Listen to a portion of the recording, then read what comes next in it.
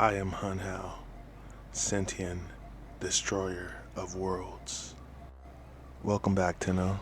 Today we will be discussing Hunhow and the lore behind him. Now, everything we're stating is directly quoted from the Warframe Wiki, link in the video description below. Our old friend Hunhow.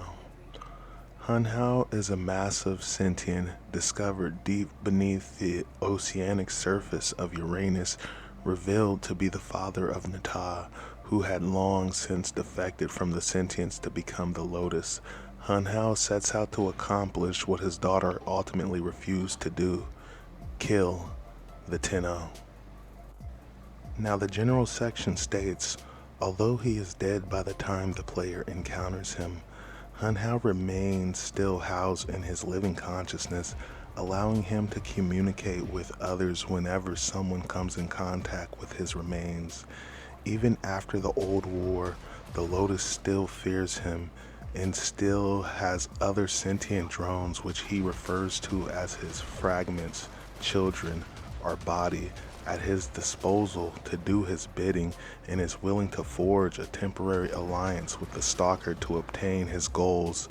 The Lotus describes Hunhow as the individual mind of all sentient fighters, though it is unclear how many sentient minds were active in the old war. Regardless, Hunhow's influence speaks volumes, as Alad V claims he is a boogeyman to the corpus, indicating that they have either a great fear of him or believe that he no longer exists, possibly assigning him legendary status. So I think it's fair to say Hunhow has power beyond our comprehension. Hunhow is obviously extremely powerful if the Lotus fears him and Alad V fears him. And keep in mind, Alad V doesn't even fear us, and we've been laying waste to the star chart. But moving on, the Nata section goes on to state, as part of his research, Tal Rhaegar unearths Hunhow's remains from the depths of Uranus and reawakens his drones, news of which shocks the Lotus and forces her into hiding. After the Tenno and Teshin confront the Lotus about her past as Nata, they set out to seal Hunhow's tomb once more and delay his return. While the Tenno perform the deed, Hunhow communicates directly to the Lotus, disappointed at her apparent betrayal. So I still have questions like, why is Tal Rhaegar excavating Uranus? Why is Hunhow's remains just at the depths of Uranus, just lying there? Nevertheless, it's quite obvious how powerful Hunhow is, as when news of his excavation reaches the Lotus, it sends her into hiding. So the second dream section states, setting out to complete the Lotus' failed task, Hunhow convinces the Stalker, using their mutual hatred of the Tenno, to serve as his agent to help him destroy the Tenno, giving the Stalker a great sword forged from his remains. Fearing the worst, the Lotus, with the assistance from Alad V, orders the Tenno to locate Hunhow's remains on Uranus in order to figure out her father's plans. Once the Tenno locate his remains, however, the Lotus realizes that Hunhow has tricked her into giving away the location of the reservoir, the source of the Tenno's power and their one weakness, which is hidden within the void, a place impassable to sentience. The Lotus sends the Tenno into the void to save the reservoir, later revealed to be located on Earth's missing moon. As the Tenno race to protect the reservoir, Hunhow, speaking through the Stalker's sword, taunts the Tenno and the Lotus on their impending destruction. The second dream section goes on to state, during the siege, the Tenno uncover their true nature and subsequently struggle to get back to their landing craft. However, the Stalker manages to infiltrate their orbiter and ambush the Tenno. Just as the Tenno managed to secure the somatic link, the Stalker manages to impale the Warframe with Hunhow's sword and have the operator at his mercy. Using the last of its strength, The Warframe manages to rip the sword apart, severing Hunhow's connection to the Stalker and forcing the latter to flee. What remains of the sword is kept as a trophy by the Tenno and does not seem to house his consciousness. Now you guys remember all the events that happened during the second dream, chasing down Stalker through the star system, and all that culminating in a battle on your ship, thus resulting in you getting the Broken War. The Octavia's anthem section goes on to state, "It is revealed Hunhow, having survived the Stalker's defeat, has infiltrated the Cephalon's weave, with his consciousness existing as a virus within Cephalon Suda, intending to absorb the Cephalon data, weave and protect his drones from the environs in the void. He gradually overtakes Suda's memories while the Tenno are helping her with the research into the music."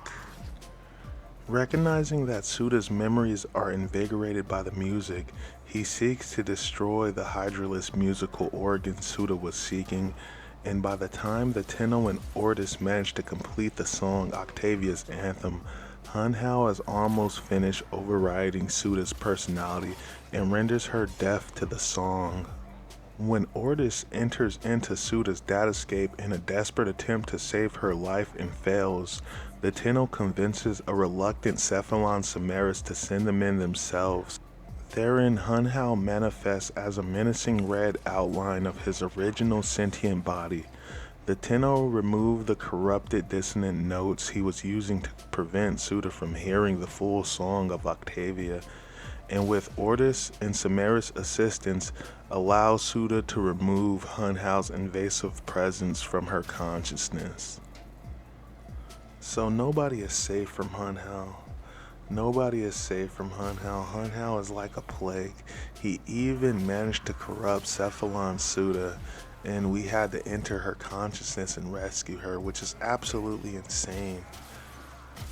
The sacrifice section goes on to state, Balas's Vitervian reveals that he betrayed the Orokin Empire after they killed his beloved Margulis, leaking information to Hunhow detailing the weaknesses of all the Warframes.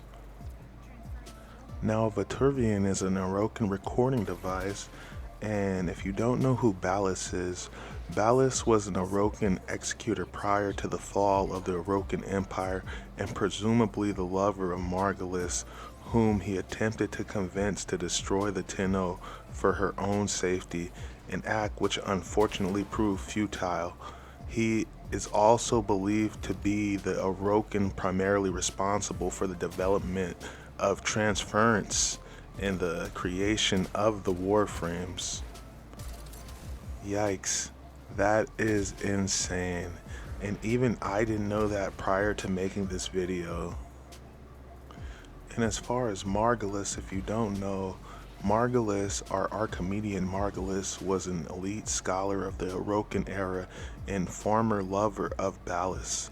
Acting as the adoptive mother of the Zarian 10-0 children, her actions served as the catalyst to the birth of the Tenno and ultimately the development of the Warframes, only to be executed by the Orokin judges out of fear of the children's mistress void powers. It's so sad, but thank the gods one thing led to another, and thus the creation of the Tenno. Now the era section goes on to state, early in the Old War flashbacks, Hunhow charges towards Lua as a large group of Tenno and Railjacks try to stop him. A barrage of seeker missiles strike his head to little effect as the wings of Grices and Lanius flying towards the moon divert the sight away from him. Grices and Lanius. Now I'm not sure if I pronounced those names right, but if you don't know, they are both heavy sentient fighters that were first introduced during Operation Scarlet Spear.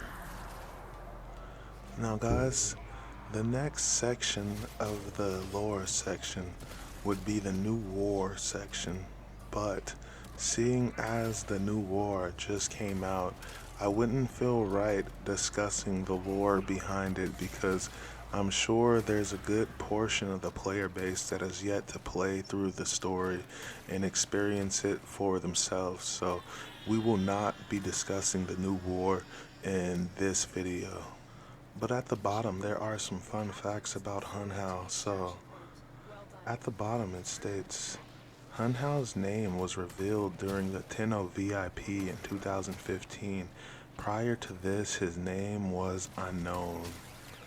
Another cool fact right here that I really like, it says that Hunhow's name was derived from Hunhow Pu, a Mayan god mentioned in the Popol Vuh. Anyway, I hope you guys enjoyed, and I'll catch you on the next one.